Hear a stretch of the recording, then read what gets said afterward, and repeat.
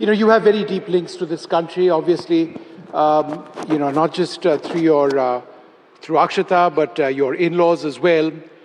Could you tell us a little bit about those linkages which have been so important for you in your life and how you've balanced those with, being a British Prime Minister? Well, first of all, good evening, and good evening to everyone. It's a great pleasure to be with you all. Mr. Sunak, I'm half convinced if you fight an election somewhere in India, there's a good chance you may win. There's no danger of that, don't worry, Rahul. I'm perfectly happy in the UK Parliament. Look, India means an enormous amount to me, but it also means a lot to the UK. I think our two countries are inextricably linked by ties of history, of culture, of family, and increasingly economically as well. But for me, my story, I'm of Indian heritage. My family came to the UK from India via East Africa, and I was raised with my Hindu faith being a very important part of my upbringing.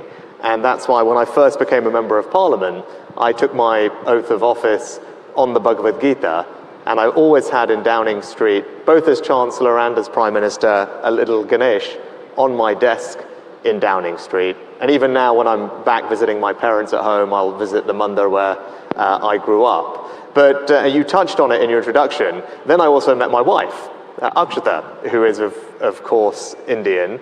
And even though she's South Indian and I'm Hindu Punjabi, so there was some learning to do on both sides.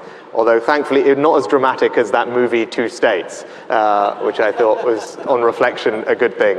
But I didn't know Bangalore. I mean, I came to India, but I didn't know Bangalore, which is a city that I now have a most close connection with through her, and of course my in-laws. And I think, at least I think they're over here. Yeah, they were right somewhere here, I hope. There they are. There's Narayan with my in-law. I don't know where my mother-in-law is if she's here. Right behind Mr. Murthy.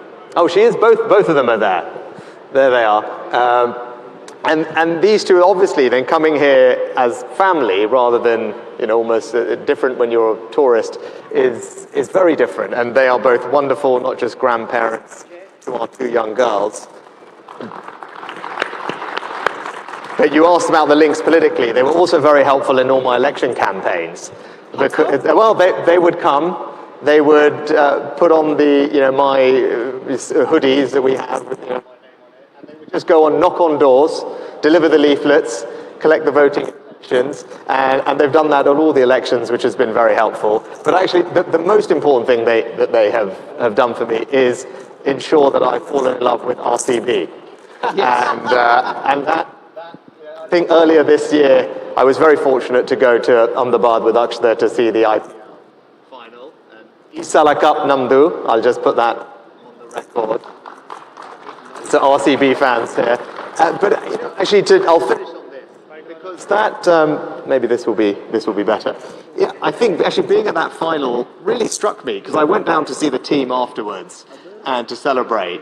And actually, there were so many Brits there. So Phil Salt, Liam Livingston, playing in the team. Jacob Bethel had been there earlier in the year, and Mo Bobat is the director of cricket, and it demonstrated those close links between our two countries. But then also, if you think of British cars, you think Jaguar, you think Land Rover, of course, made in the UK, but now owned by a great Indian company in Tata. So it's a sign of the increasing bond between our two nations.